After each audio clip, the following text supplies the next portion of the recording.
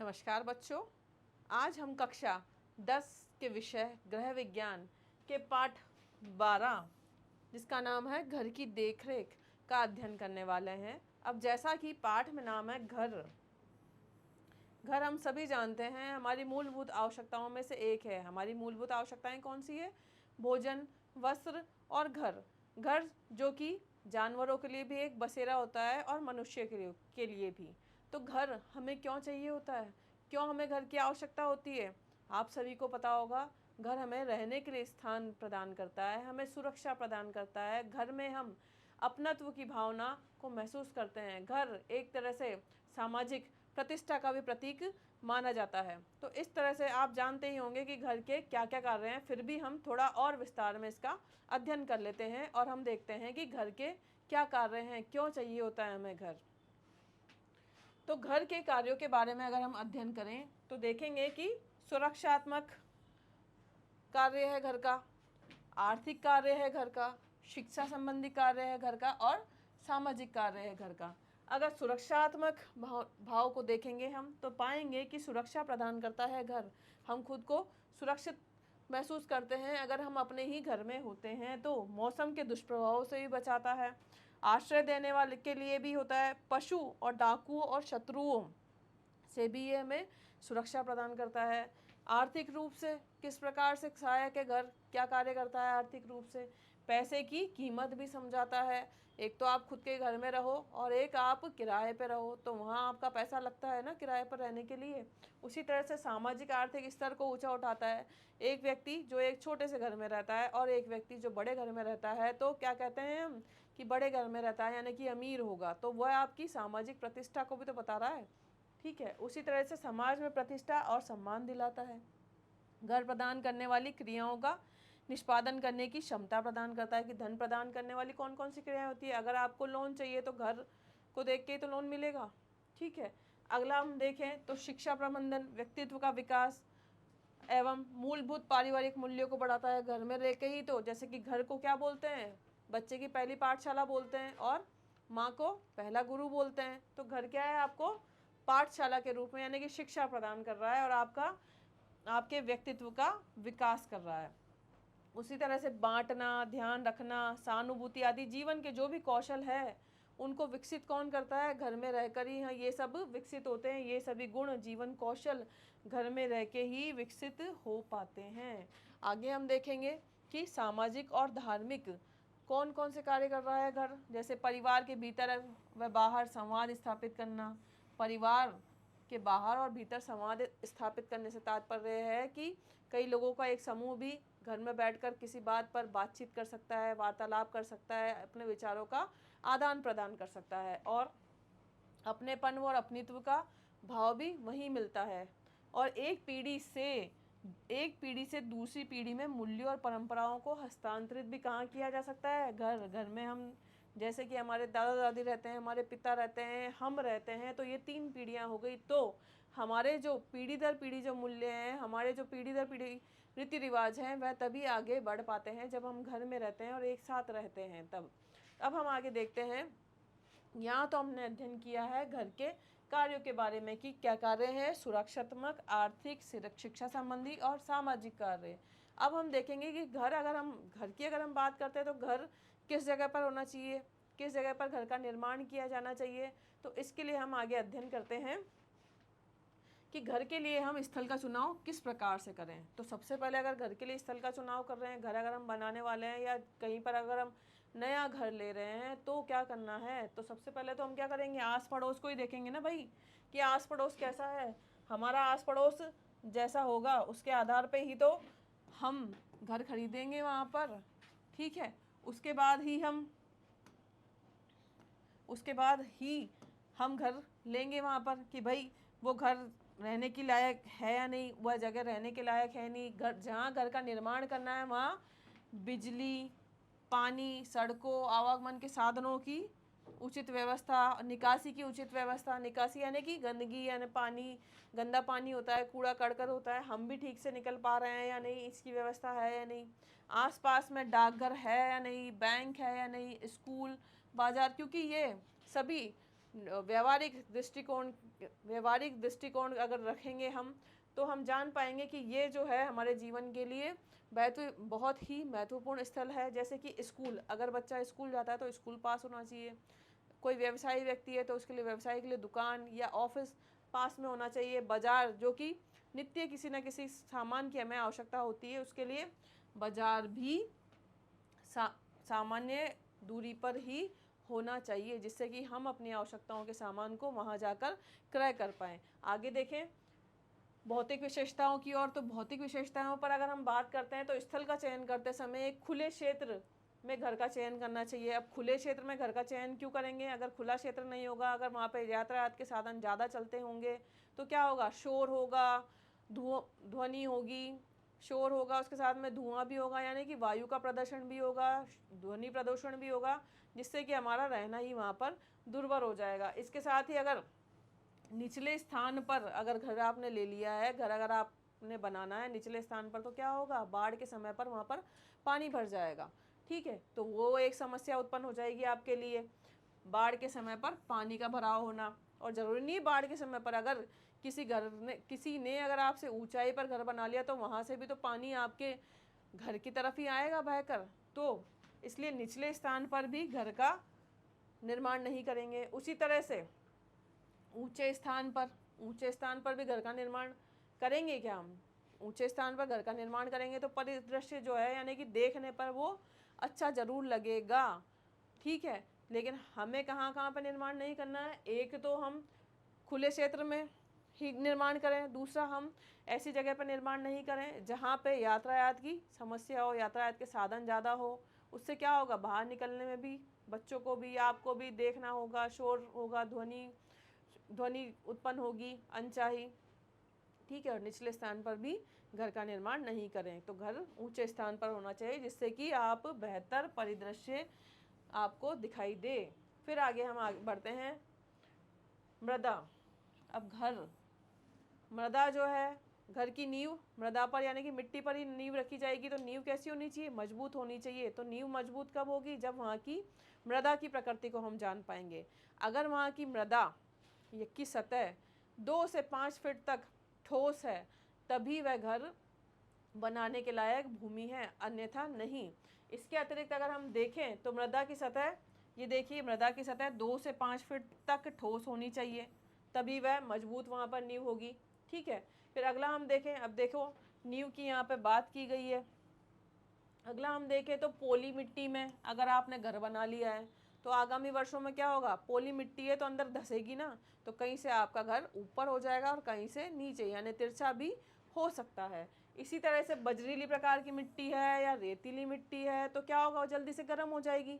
तो वहाँ पर आपको, अगर आपने घर बनाया है तो वहाँ पर गर्मी का एहसास तो 12 महीने रहने वाला है। गर्मी में तो है ही, इसके अलावा सर्दी में भी गर्मी ही लगने वाली है वहाँ पर। इसके अलावा पथरीली सतह पर अगर आप मकान बनाने की बात कर रहे हैं, घर बनाने की बात कर रहे हैं, तो वहाँ नींव तो आप ठीक से अच्छे से रख पाते हो, अच्छे से नींव आप वहाँ रख पाते हो, लेकिन वहाँ पे क्या होगा? भूमि में पानी ही अंदर नहीं जाएगा, और भूमि में पानी अंदर नहीं जाएगा यानी कि पानी के निकास की आपको दिक्कत होगी। तो ये भी दिक्कत आपको रहेगी कि यहाँ पर पानी अवशोषित नहीं हो पा रहा है। आगे हम देखते हैं स्वच्छता संबंधी आवश्यकताओं की ओर। तो स्वच्छता संबंधी आवश्यकता जैसे कि अगर आपने कोई ज़मीन खरीदी है जिस पर आपको घर बनाना है और वहाँ पर कूड़ा करकट भरा हुआ है, तो वो क्या स्वास्थ्य के लिए अच्छा है? नहीं अच्छा है। क्यों नहीं अच्छा है? क्योंकि वहाँ की जो भूमि है, भले ही आपने कूड़ा करकट हटवा दिया है, लेकिन वह ऊंची नीची रहेगी। उसकी सतह जो है ऊंची नीची सतह रहेगी, तो उसमें आपको मकान में नींव भरने में दिक्कत आएगी। कहीं पर ठोस होगी, कहीं पर पोली होगी। तो सबसे पहले मकान बनाने के लिए आपको क्या करना पड़ेगा? घर बनाने के लिए क्या करना पड़ेगा? वो जो सतह है उसको सड़क की सतह से ऊपर करना पड़ेगा, ताकि वहाँ पानी भी नहीं पड़े और उसमें दबाव भी किया जाए। तो यहाँ पर निर्माण की सलाह नहीं दी जाती है। कौन सी जगह पर? जहाँ पर खाली प्लॉट में कूड़ा करकट भरा हो, कूड़ा कचरा अगर उसमें भरा हुआ हो। फिर देखें व्यवहारिक सुविधाएं। अब व्यवहारिक सुविधाओं की हमने पहले बात की है कि व्यवहारिक सुविधाओं में क्या क्या है कि परिवार को घर के समीप अन्य व्यवहारिक सुविधाएं होनी चाहिए। अब अन्य व्यवहारिक सुविधाएं कौन सी? जैसे स्कूल, कॉलेज, ऑफिस, डाकघर, बैंक, अस्पताल, ये सब सुविधाएं घर से पास ही पैदल दूरी पर ही होनी चाहिए, जिससे कि आगामी भविष्य में आपको जब भी ज़रूरत हो, अगर मान लो आपके बच्चे स्कूल जाते हो तो जल्दी पहुंच पाएँ, जल्दी आ पाए। अगर आपको अपने ऑफिस जाना है या बाज़ार जाना है कोई सामान खरीदने के लिए, तो बहुत ज़्यादा सोचने की, बहुत ज़्यादा समय ख़राब करने की और धन व्यय करने की ज़रूरत ना पड़े और आप पैदल ही अपनी इच्छित दूरी पर पहुंच पाओ। फिर हम देखेंगे कि घर के अंदर कौन कौन से क्षेत्र हैं, कौन कौन से क्षेत्रों का निर्माण आप करें। अब घर में कौन कौन से क्षेत्रों का निर्माण किया जाए, ये हमारी गतिविधियों पर निर्भर करता है कि क्या क्या गतिविधियां हम घर के अंदर करते हैं। उसके आधार पर ही हम घर में विभिन्न क्षेत्रों का निर्माण करते हैं। साथ में हम ये देखेंगे कि हमारे पास उपलब्ध स्थान कितना है। स्थान जितना होगा उसके आधार पर ही तो हम विभिन्न क्षेत्रों का निर्माण कर पाएंगे। तो आइए हम आगे देखते हैं घर के भीतर के क्षेत्र के बारे में। अब घर के भीतर के क्षेत्र के बारे में हम जब बात कर रहे हैं तो सबसे पहले हम देखेंगे कि घर में कौन कौन सी गतिविधियां की जाएंगी, जैसे कि भोजन पकाना है, भोजन करना है, सोना है, स्नान करना है, भंडारण करना है, मनोरंजन, पढ़ाई आदि। ये अनेक गतिविधियां हैं जो घर के अंदर हमें करनी होती है, जिनके लिए हमें पर्याप्त स्थान की आवश्यकता होती है। अब यद्यपि ये संभव नहीं है कि हम सभी के पास में सभी कार्यों के लिए पर्याप्त स्थान हो, तो क्या करेंगे, जो स्थान हमें उपलब्ध है, जो स्थान हमें उपलब्ध स्थान है उसी का उचित प्रयोग करेंगे और उचित प्रयोग के द्वारा परिवार के सभी सदस्यों को आरामदायक स्थिति प्रदान करेंगे। बिल्कुल ऐसा ही करेंगे हम। उसके बाद में फिर हम देखेंगे कि कौन कौन सी बिंदुओं का हम ध्यान रखें, कौन कौन सी बिंदुओं का हम सहारा लें, जिससे कि विभिन्न क्रियाओं को हम संपादित कर पाएँ कम क्षेत्र में भी। हमारे पास विभिन्न गतिविधियों करने के लिए विभिन्न क्षेत्र ना हो, तब भी हम कम क्षेत्र में किस प्रकार से हमारी क्रियाओं को संपादित कर पाते हैं। तो देखें, सर्वप्रथम प्रत्येक कक्ष में किए जाने वाले कार्यों की एक सूची बना लेंगे। उसके बाद में प्रत्येक कार्य के लिए स्थान निर्धारित करेंगे। पहले तो हमने कार्यों की सूची बनाई है, उसके बाद में हमने स्थान निर्धारित किया है। उसके बाद में हम करेंगे कि कार्यों को समूह में बांट लेंगे। अब जैसे कि भोजन करना, यानी अगर हमें खाना खाना है तो उसका कमरा रसोई के नज़दीक ही हो सकता है, या रसोई और भोजन कक्ष को एक में रख सकते हैं, या फिर बैठक में ही हम भोजन कक्ष बना सकते हैं। तो हमने क्या किया है, भोजन के लिए जो स्थान है वो रसोई के में रख सकते हैं, या फिर भोजन करने का जो स्थान है उसे बैठक में रख सकते हैं। यानी कि भोजन करने के स्थान को या तो रसोई कक्ष के साथ जोड़ सकते हो या फिर बैठक के साथ जोड़ सकते हो। इसी तरह से पढ़ाई करने का जो स्थान है उसको भी बेडरूम के साथ आप जोड़ सकते हो, क्योंकि पढ़ाई करने का स्थान क्या होना चाहिए, एकांत में होना चाहिए। उसी तरह से बेडरूम यानी कि शयन कक्ष भी क्या होना चाहिए, एकांत में होना चाहिए। इसलिए इन दोनों कक्षों को आप एक में जोड़ सकते हो। अब आगे हम देखते हैं कि कौन कौन सी विभिन्न गतिविधियां हैं जिनके लिए हमें अलग अलग कक्ष चाहिए, उन पर हम बात करेंगे। फिर अब जैसे बहुउद्देशीय फर्नीचर को आप काम में ले सकते हो। अब बहुउद्देशीय फर्नीचर कौन कौन से हो सकते हैं, जैसे सोफ़ा कम बेड। अब सोफ़ा कम बेड क्या है, सोफ़ा भी है यानी कि बैठक। रूम में आप सोफ़ा इस तरह का रखो कि दिन में तो आपके आने जाने मेहमानों के लिए बैठक की व्यवस्था हो जाए, रात को सोते समय आप उसे खींच कर बेड बना लें और सोने के काम में ले सकें। इसके अलावा भोजन कक्ष में जो मेज़ है उसे पढ़ाई के लिए भी काम में ली जा सकती है। फिर कुछ प्रकार के जो फर्नीचर होते हैं जो जिन्हें आप भंडारण इकाइयों में या कमरे के विभाजन के लिए भी काम में ले सकते हैं। जैसे कि एक बड़ा कमरा है, उसके विभाजन के लिए आपने कोई शेल्फ ली है जिसके दोनों तरफ रैक बनी हुई है। एक तरफ रैक में तो भंडारण के आपने सामान रख दिए, ठीक है। बैठक कक्ष में आपने दोनों ओर शेल्फ वाली रैक लगाई है, जिसमें आपने क्या किया, एक तरफ तो बैठक की तस्वीरें वगैरह लगा दी, दूसरी तरफ आप पढ़ाई के लिए शेल्फ को काम में ले सकते हो, पढ़ाई के लिए कॉपी किताब वगैरह रख सकते हो, या फिर एक तरफ आप उसमें रसोई के सामान रख सकते हो। बैठक और रसोई आप साथ में कर सकते हो। अब ये तो हमने बात की है बैठक कक्ष को दोनों ओर शेल्फ वाली रैकों में विभाजित करने की। अब दोनों तरफ जो शेल्फ में विभाजित किया है, तो एक तरफ की शेल्फ को आप काम में ले सकते हो, बैठक की ओर खुलने वाली शेल्फों को तो पुस्तकें रख सकते हो, जबकि भोजन कक्ष या रसोई की ओर खुलने वाले में खाने की क्रॉकरी का सामान रखा जा सकता है। या सीढ़ियों के नीचे में भंडार कक्ष बना सकते हो या शौचालय में परिवर्तित कर सकते हो। तो यहाँ तक हमने देखा है कि किस तरह से हम कक्षों के लिए कम से कम स्थान है, फिर भी हम अधिक से अधिक स्थान को प्रयोग करें और हमारे लिए आरामदायक स्थिति उत्पन्न कर सकते हैं। अब हम देखते हैं कि किस तरह से घर का जो स्थान है उसे हम आरामदायक रूप से विभिन्न कक्षों में होने वाली गतिविधियों के लिए तैयार कर पाएँ, वो हम पढ़ेंगे आगे। जिसमें पहला है बैठक या संयुक्त बैठक खाने का कमरा। ये अलग अलग कमरों की हमने बात की है, तो बैठक या संयुक्त बैठक खाने का कमरा। तो इस कमरे में बैठक है, यानी कि आने जाने वाले मेहमान इसी कमरे में आकर बैठेंगे, ठीक है। आदर सत्कार उनका यहीं पर किया जाएगा। यहाँ आप पढ़ भी सकते हो, मनोरंजन भी कर सकते हो, और यह भवन प्रवेश द्वार के समीप ही होना चाहिए, क्योंकि कोई भी आने वाले मेहमान जब घर में प्रवेश करेगा तो सबसे आखिरी के कमरे में जाकर थोड़ी बैठेगा, इसलिए ये कहाँ होना चाहिए, प्रवेश द्वार के समीप होना चाहिए। और कई बार छोटे घरों में जहाँ पर क्या होता है, इस कक्ष को क्या कर देते हैं, भोजन कक्ष भी बना देते हैं कि यहाँ पर भोजन भी कर सकते हैं। भोजन के साथ में, भोजन कक्ष के साथ में इसको संयोजित कर दिया जाता है, क्योंकि ये कमरा क्या होता है, बड़ा होता है।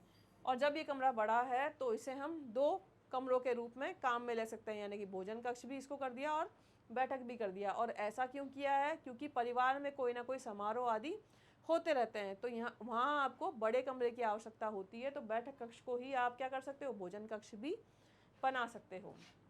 अगला हम देखें कि शयन कक्ष।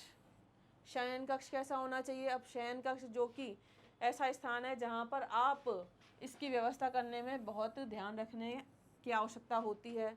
यही एक ऐसा कक्ष है जहाँ पर आप दिन भर के 1/3 भाग को बिताते हो। दिन भर का 1/3 भाग कैसे, 1/3 भाग कैसे बिताया आपने, क्योंकि एक दिन होता है 24 घंटे का, 24 घंटे का 1/3 हम करेंगे तो बचे 8 घंटे। 8 घंटे ही अपना सोने का समय होता है ना, तो आपने 1/3 भाग जो है दिन का वो तो यहीं बिताया है। तो यह स्थान, इसमें निजता होनी चाहिए। निजता यानी कि आपकी प्राइवेसी होनी चाहिए कि आप ही हो बस वहाँ पर। तथा ये कक्ष शोर शराबे से भी दूर होना चाहिए, कि होना चाहिए, मुक्त होना चाहिए शोर शराबे से, क्योंकि शोर अगर होगा तो नींद कैसे आएगी। तो पर्याप्त नींद के लिए ये शोर शराबे से भी दूर होना चाहिए कमरा। इसी तरह से यहाँ पर पलंग व अन्य फर्नीचर और सामान की उचित व्यवस्था की जानी चाहिए। और कमरा कैसा होना चाहिए, आयताकार होना चाहिए। आयताकार कमरा होगा तभी तो आप पलंग की और अन्य फर्नीचर की आप व्यवस्था कर पाओगे। इसके साथ ही शयन कक्ष जो है, इसमें साथ में स्नान घर भी जुड़ा हुआ होना चाहिए। इसके अलावा आपकी साज श्रृंगार कक्ष भी इसके साथ में जोड़ा जा सकता है। आगे स्नान घर। अब स्नान घर स्नान के स्थान और या वाटर क्लोजेट, वाटर क्लोजेट यानी कि शौचालय, स्नान के स्थान और वाटर क्लोजेट तथा धुलाई वाला स्थल के संयोजन को स्नान घर कहते हैं। मतलब ये तीनों मिलके एक हो गए। स्नान घर में क्या आ गया, स्नान का स्थान, वाटर क्लोजेट यानी कि शौचगृह और धुलाई का स्थल, इनके संयोजन से ही बन गया स्नान घर। यहाँ पर फर्श फिसलन रोधी होनी चाहिए, फिसलन नहीं होनी चाहिए, और आसानी से साफ होने वाला होना चाहिए। इसलिए इसके अलावा जो स्नान घर होगा वह उसकी एक दीवार ऐसी होनी चाहिए जिससे कि पर्याप्त रोशनी वहाँ आ सके। पर्याप्त आपको ठीक से पर्याप्त रोशनी वहाँ पे आएगी तभी तो आप ठीक से देख पाओगे। ज़रूरी थोड़ी है कि हर समय लाइट आए, क्या पता किसी समय लाइट ना भी आए, तब भी पर्याप्त रोशनी वहाँ पर होनी चाहिए। हवा का वहाँ पर आवागमन के लिए एक खिड़की भी होनी चाहिए, या रोशनदान होनी चाहिए, या फिर बारीक महीन जाली लगी हुई होनी चाहिए, जिससे कि वहाँ पर घुटन नहीं उत्पन्न हो। आगे हम देखें वह है रसोई घर। ये घर का मुख्य बिंदु है एक गृहिणी के लिए, तो क्योंकि गृहिणी अपना अधिकतर समय यहीं बिताती है। तो आदर्श रूप में रसोई घर कहाँ होना चाहिए, पूर्व या उत्तर पूर्व की दिशा में। तो पूर्व या उत्तर पूर्व की दिशा में क्यों होना चाहिए, क्योंकि सूर्य कहाँ से उगता है, पूर्व की दिशा से। तो जब सूर्य पूर्व की दिशा से होगा तो क्या होगा, पर्याप्त रोशनी रसोई घर में आ पाएगी। प्रत्यक्ष रूप से रोशनी, सूर्य का प्रकाश वहाँ आ पाएगा। सूर्य प्रकाश में क्या होता है, विसंक्रामक गुण होते हैं, जिससे क्या होगा, कीटाणु जो हैं वो नष्ट हो जाते हैं। और एक रसोई घर में अच्छी निकासी की व्यवस्था होनी चाहिए, पर्याप्त प्रकाश होनी चाहिए, और संवातन की अच्छी व्यवस्था होनी चाहिए। निकासी की यानी कि पर्याप्त, आपने जो पानी वहाँ पे काम में लिया है वह बहकर चला जाए। और पर्याप्त व्यवस्था, जैसे कि अभी हमने बात की है कि रसोई की एक दीवार जो है वह बाहरी दीवार होनी चाहिए, जिससे कि बाहरी दीवार होगी तभी तो पर्याप्त रोशनी वहाँ से आ पाएगी, और बाहरी दीवार होगी रोशनी भी आ पाएगी। तो रोशनदान भी आपको लगाना है, वहाँ पे खिड़की भी लगानी है, वहाँ पे जाली, महीन जाली भी लगानी है, जिससे क्या होगा, संवातन यानी कि अच्छे से हवा वहाँ पर आ जा पाएगी। तो रसोई घर में आपको ध्यान क्या रखना है, एक तो वह पूर्व उत्तर पूर्व की दिशा में होना चाहिए, पर्याप्त उसमें रोशनी होनी चाहिए, हवा आनी जानी चाहिए ताकि घुटन पैदा ना हो। आगे हम देखें घर के अंदर बाहर स्वच्छता आप कैसे बना सकते हो। यहाँ तक तो हमने बात की थी विभिन्न कक्षों की जो कि एक घर के अंदर होनी चाहिए। अब जब हम कक्षों पर बात कर चुके हैं तो आगे हम बढ़ते हैं घर की स्वच्छता के बारे में। तो घर और घर के बाहर स्वच्छता आप कैसे बना सकते हो, तो इसके लिए महत्वपूर्ण पहलू हैं प्रकाश, संवातन यानी कि हवा, और सैनिटेशन स्वच्छ यानी कि स्वच्छता। तो सबसे पहले प्रकाश, प्रकाश जो कि हमारे लिए बहुत ही महत्वपूर्ण है। प्रकाश जिसके बिना जो है उतनी खुशी नहीं होती, यानी कि अंधेरे में हमें उतना अच्छा नहीं लगता जितना हमें प्रकाश में अच्छा लगता है। तो हम अगर बात करेंगे प्रकाश की, तो प्रकाश घर के विभिन्न कार्यों को करने के लिए उचित प्रकाश की व्यवस्था अत्यंत आवश्यक होती है। घर में प्रकाश के बिना आप कैसे कोई काम कर पाओगे, और घर की सुंदरता को भी कौन बढ़ाता है, प्रकाश ही बढ़ाता है। तो प्रत्येक घर में दो प्रकार के प्रकाश होता है, एक तो प्राकृतिक प्रकाश और दूसरा कृत्रिम प्रकाश। प्राकृतिक प्रकाश यानी कि सूर्य से जो प्राप्त हो रहा है, सूर्य से प्राप्त होने वाले प्रकाश को ही तो प्राकृतिक प्रकाश कहोगे ना। फिर दूसरा है कृत्रिम प्रकाश। अब कृत्रिम प्रकाश यानी कृत्रिम स्रोतों से, कृत्रिम स्रोत कौन कौन से हैं, जैसे बल्ब है, ट्यूबलाइट है, ये सब कृत्रिम प्रकाश ही दे रहे हैं। तो ये कृत्रिम प्रकाश देंगे जहाँ पर्याप्त मात्रा में सूर्य की रोशनी नहीं हो, या सूर्य जब ढल जाए उसके बाद में कृत्रिम प्रकाश की आवश्यकता होगी ना, तो बल्ब और लाइट के द्वारा ही हम कृत्रिम प्रकाश को प्राप्त कर पाएंगे। आगे हम पढ़ें सबसे पहले कि प्राकृतिक प्रकाश जो कि सूर्य के प्रकाश से ही प्राप्त हो रहा है। तो जैसे यहाँ पर देखो प्राकृतिक प्रकाश सूर्य से प्राप्त हो रहा है, और यहाँ पर कृत्रिम प्रकाश जो कि ट्यूबलाइट बल्ब से प्राप्त हो रहा है। आगे चलें तो देखेंगे कि सूर्य के प्रकाश केवल रसोई घर या स्नान घर या जहाँ व्यापक स्तर पर पानी का प्रयोग किया जाता है वहीं के लिए ज़रूरी नहीं है। इसकी ज़रूरत केवल उन्हीं कमरों में नहीं होती, बल्कि इसकी ज़रूरत तो हर कमरे में होती है। अगर इन कमरों में सूर्य का प्रकाश नहीं पहुँचेगा, सूर्य का प्रकाश अगर इन कमरों में नहीं पहुँचेगा तो घुटन होगी, अंधेरा लगेगा, और अंधेरे से हमें खुशी थोड़ी होती है। ऐसे अंधेरे में मच्छर, कॉकरोच, अन्य कीटाणु, कीट पतंगे आदि पैदा होंगे। मच्छर अंधेरे में मच्छर, कॉकरोच, कीट पतंगे आदि पैदा होंगे। इन कीटों के साथ घर में रहना क्या अच्छा होगा? मच्छर, कॉकरोच और इन कीटों के साथ घर में रहना अच्छा होगा? नहीं ना। तो इसलिए सूर्य का प्रकाश हर घर में होना चाहिए। इससे संक्रमण व कवक रोगों की संभावना जो है वह बढ़ जाएगी अगर पर्याप्त मात्रा में सूर्य का प्रकाश नहीं है तो। फिर हम देखें आगे वह है कृत्रिम प्रकाश के बारे में कि कई बार घर के प्रत्येक हिस्से में प्राकृतिक प्रकाश करना संभव नहीं हो पाता है। जरूरी नहीं है कि हर कमरे में आप प्राकृतिक प्रकाश की व्यवस्था कर पाओ। तो जब हर कमरे में आप प्राकृतिक प्रकाश की व्यवस्था नहीं कर पाओगे तो फिर हम क्या करें, कृत्रिम प्रकाश ही तो है फिर दूसरा तरीका प्रकाश के लिए, तो इसी की हम व्यवस्था करेंगे। तो फिर कृत्रिम प्रकाश अधिक तेज नहीं होना चाहिए, ठीक है, अधिक तेज भी नहीं होना चाहिए। इसके साथ में हम ये भी ध्यान रखेंगे कि जो भी वहाँ पर कार्य कर रहा है कृत्रिम प्रकाश के पास में, वह उसकी आंखों पर ना पड़े। इसकी आंखों पर, व्यक्ति की आंख पर नहीं पड़ना चाहिए, बल्कि उस कार्यस्थल पर रोशनी आए जहाँ पर वह कार्य कर रहा है। जैसे बच्चे जो पढ़ाई कर रहे हैं तो वहाँ पर टेबल अगर होगी, बल्ब अगर लगा हुआ होगा तो किताब पर रोशनी देने वाला होना चाहिए, आंखों पर रोशनी देने वाला बल्ब हम नहीं लगाते हैं। तो ये हमें ध्यान रखना है जब हम बात करते हैं प्रकाश की। आगे हम बढ़े तो हम देखेंगे संवातन। अब संवातन यानी कि हवा का आवागमन। तो संवातन का अर्थ है कि घर के अंदर ताजगी बनाए रखने के लिए स्वच्छ वायु का प्रवेश घर के अंदर किया जाए तथा अंदर की बासी हवा को बाहर निकाला जाए।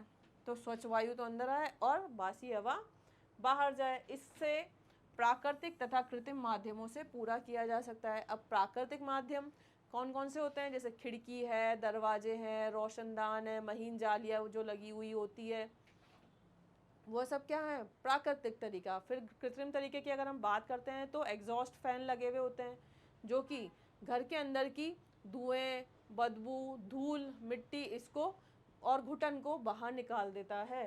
वह क्या है, कृत्रिम माध्यम है। कमरों की खिड़कियों को खुला रखना चाहिए, इसके लिए क्या करेंगे कि घर के अंदर ताज़ी हवा है, इसके लिए हम क्या करेंगे कि कमरों की खिड़कियों को खुला रखेंगे। और साथ में खिड़कियां खुली रखने से क्या होगी, बासी हवा, दुर्गंध, ये भी बाहर चली जाएंगी। आगे हम देखेंगे कि कमरों में वायु का ये परिसंचरण काफ़ी होना चाहिए, और काफ़ी होना चाहिए इसके लिए क्या करें, कैसे होना चाहिए काफ़ी, इससे क्या होगा, कमरे के अंदर के धुएं, बदबू, नमी, भाप आदि बाहर निकाले जा सकते हैं। और सर्दियों में मौसम में कोल्ड ड्राफ्ट को भी नियंत्रित किया जा सकता है। कोल्ड ड्राफ्ट को यानी कि इनको बंद करके आप कोल्ड ड्राफ्ट को नियंत्रित कर सकते हो, यानी कि ठंडी हवाओं को अंदर आने से रोक सकते हो। एक घर में वायु का संचरण, आवागमन की व्यवस्था की जानी चाहिए। वायु का संचरण यानी कि आवागमन, हवा अंदर बाहर आ जा सके, इसकी व्यवस्था की जानी चाहिए।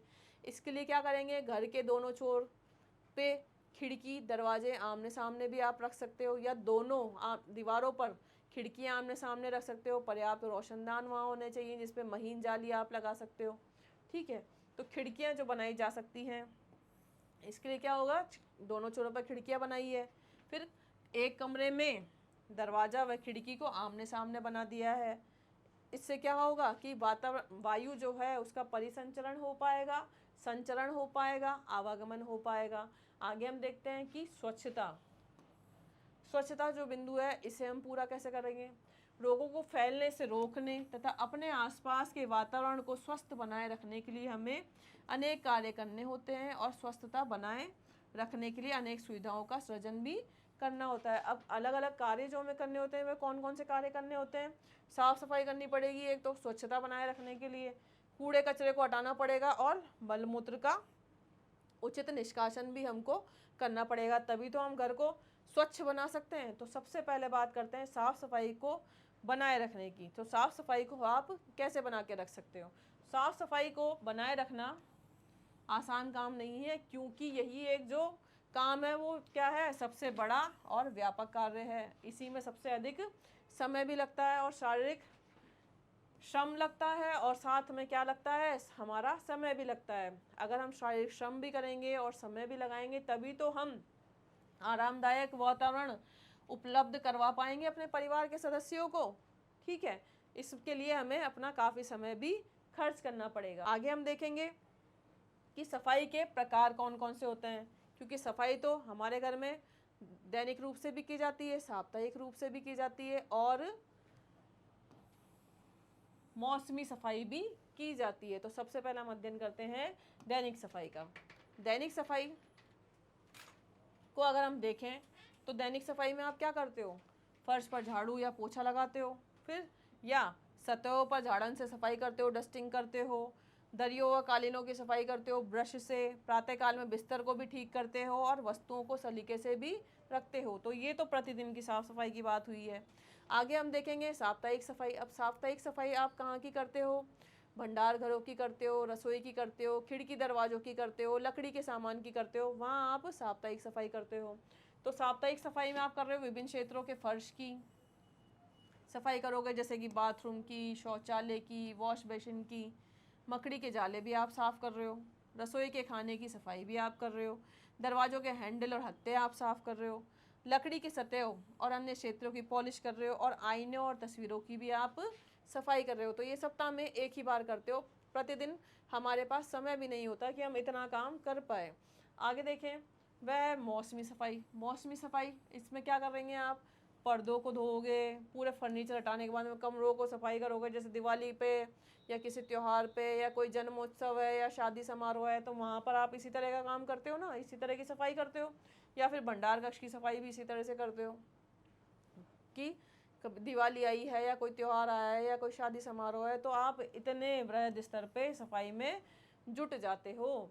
फिर ये तो हुई सफाई की बात। आगे हम देखते हैं कि कमरों की सफाई के दौरान ध्यान में रखने वाले कौन कौन से बिंदु होते हैं।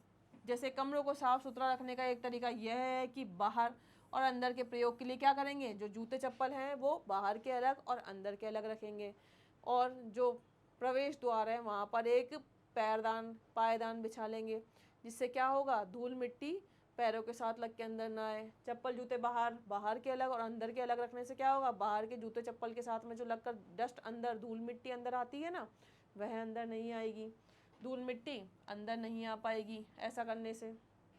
इसके आगे हम देखेंगे कि महीन जाली वाले दरवाज़ों और खिड़कियों के कारण धूल और कीटाणु घर में प्रवेश नहीं कर पाएंगे।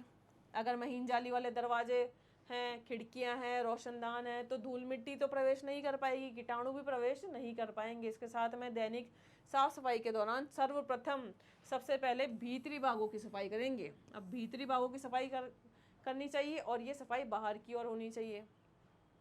सही बात है ना, भीतरी भागों की सफाई करने के बाद में ही बाहर की भागों की सफाई करेंगे, क्योंकि बाहर की सफाई अगर पहले कर ली फिर बाद में अगर हम अंदर की करेंगे तो ये तो गलत है। सबसे पहले हमें सफाई करते हुए जाना चाहिए।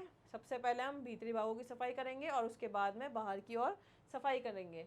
फिर आगे बढ़ते हैं कूड़े कचरे को हटाने पर। अब कूड़ा कचरा सभी के घरों में प्रतिदिन अलग अलग तरह का कचरा होता है। धूल मिट्टी होती है, घर में जो धूल मिट्टी है वो कचरा अलग होता है, सब्जियों का कचरा अलग होता है, फल फ्रूट का कचरा अलग होता है, अपशिष्ट पदार्थ अलग होते हैं। तो इन अपशिष्ट पदार्थों को प्रतिदिन एक पैकेट में इकट्ठा करना चाहिए और उसके बाद में गली के बाहर अगर कूड़ेदान है तो उसमें डाल देना चाहिए, या फिर किसी डिब्बे बंद कूड़ेदान को हमें रखना चाहिए जिसमें हमें कचरा डालने के बाद में उसका डब्बा बंद कर देना चाहिए। अपशिष्ट के निपटान की यह जो विधि है वह सबसे प्रभावशाली है तथा स्वच्छता बनाए भी रखती है, क्योंकि कीटाणु उसके अंदर से बाहर, बाहर से अंदर प्रवेश नहीं करेंगे। घर में एकत्र अपशिष्ट को 2 भागों में बांट सकते हैं। अब 2 भाग में कैसे बांटा है, एक तो गीला कचरा हुआ और एक सूखा कचरा हुआ। गीला कचरा कौन सा, रसोई से, रसोई में जो अपशिष्ट पदार्थ होंगे जैसे सब्जी, फल, इनका जो कचरा होगा वो गीला होगा, चाय पत्ती वगैरह, तो ये हुआ गीला कचरा। फिर सूखा कचरा कौन सा, जैसे घर में झाड़न हुई उसकी धूल मिट्टी, पेपर, ये सब सूखा कचरा हुआ। तो इन पदार्थों में सबसे पहले रसोई घर का जो अपशिष्ट है और घर के अंदर के जो अपशिष्ट हैं, ये 2 हो गए। पहले तो रसोई का अपशिष्ट और दूसरा घर के अन्य अपशिष्ट। इनको अलग अलग पॉलीथीन या थैली में, हम बोतल में अलग अलग पैक कर देंगे। फिर दोनों प्रकार के अपशिष्ट पदार्थों को अलग अलग पृथक रूप से इनका निपटान करेंगे, अलग अलग पृथक रूप से निपटान किया जाएगा इनका। अब जैसे कि आजकल तो आपको पता ही है, गाड़ी आती है घर पे कचरा लेने के लिए, वो भी 2 भागों में बटी हुई होती है, एक तो हरा और एक नीला, जो हमें ये बताती है कि हरा जो है उसमें हमें गीला कचरा डालना है, नीला जो है उसमें सूखा कचरा यानी कि घर के अन्य अपशिष्ट उसमें डालना है। तो हम इस तरह से भी हमारे कचरे का निपटान कर सकते हैं। आगे देखते हैं, अब जल और गंदे पानी का निपटान आपने किससे करना है। अब जल और गंदा पानी, जैसा कि हमें पता है कि घर से गंदा पानी काफ़ी व्यापक मात्रा में निकलता है। अब ये गंदा पानी काफ़ी व्यापक मात्रा में कैसे निकलता है, ये निकलता है रसोई से। घर में अपन हाथ धो रहे हैं, स्नान कर रहे हैं, कपड़े धो रहे हैं, इन सभी गतिविधियों से, स्नान से, हाथों के धोने से और रसोई के अपजल से गंदा पानी निकलता है। तो इन्हें कहाँ पहुँचा दिया जाए, निकासी पाइप के माध्यम से रसोई के बगीचे में पहुँचा दिया जाए, जिससे क्या होगा, पानी ठीक से निकल पाएगा, कीचड़ आपके पास नहीं रहेगा, पानी भरा हुआ आपके पास नहीं रह पाएगा। इससे क्या होगा, अपजल को घर के समीप एकत्रित नहीं हो पाएगा। अपजल जो होगा वह इस निकासी के माध्यम से रसोई के बगीचे में अगर पहुंच गया या फिर नाली से अगर बाहर पहुंच गया घर के, तो वह आपके घर के समीप एकत्रित नहीं हो पाएगा। इसी तरह से आगे मानव मल का निपटान स्वच्छ शौचालय के माध्यम से हम कर पाएंगे। रोगों को फैलने से रोकने के लिए जो मानव अपशिष्ट है उसका उचित और स्वच्छ रूप से निपटान अत्यंत ही आवश्यक है। मानव मल या अपशिष्ट सुरक्षित निपटान की कुछ विधियां भी होती है। इसकी कुछ विधियां कौन सी है, एक तो है वाटर क्लोजेट, दूसरी है सेप्टिक टैंक और एक है गर्त शौचालय। तो ये 3 विधियां हैं मानव मल के निपटान की। तो अब सबसे पहले हम पढ़ते हैं वाटर क्लोजेट। वाटर क्लोजेट जो है वो है अधिकतर बड़े शहरों में मानव मल की सफाई जल वहन प्रणाली द्वारा की जाती है, यानी कि जल के द्वारा जो मानव मल है उसे बहा दिया जाता है। इस प्रणाली में घर में अपजल की भी निकासी तथा सीवरों की प्रणाली के माध्यम से जल द्वारा फ्लश किया जाता है। टॉयलेट में जो गंदगी है उसे फ्लश कर दिया जाता है। फिर वाटर क्लोजेट जो है वो मानव शौच के लिए एक सैनिटरी संस्थापन है, यह पाइप के माध्यम से सीवर लाइन के साथ जुड़ा हुआ होता है। पाइप के माध्यम से सीवर लाइन से ये जुड़ा हुआ होता है, तो गंदगी जो है वो सीवर लाइन के माध्यम से वहाँ पहुँच जाती है, आपके यहाँ रुकी हुई नहीं रहती है। फिर वाटर जो क्लोजेट प्रणाली है उसे हम चित्र द्वारा अच्छे से समझ पाएंगे कि वाटर क्लोजेट जो हमने शब्द काम में लिया वो है क्या। ये देखिए, इस तरह का टॉयलेट भी आपने देखा होगा और इस तरह का जो कि सामान्य थे ये भी आपने देखा होगा। तो ये क्या होंगे, ये पाइप के माध्यम से सीवर से जुड़कर बाहर चली जाएगी गंदी, ये भी पाइप के माध्यम से बाहर चली जाएगी। ये है वाटर क्लोजेट सिस्टम। अब हम आगे पढ़ेंगे, ये जो प्रणाली है हमने जान ही लिया कि सर्वाधिक स्वच्छ प्रणाली है, सर्वाधिक स्वच्छ विधि है। आगे हम पढ़ेंगे सेप्टिक टैंक।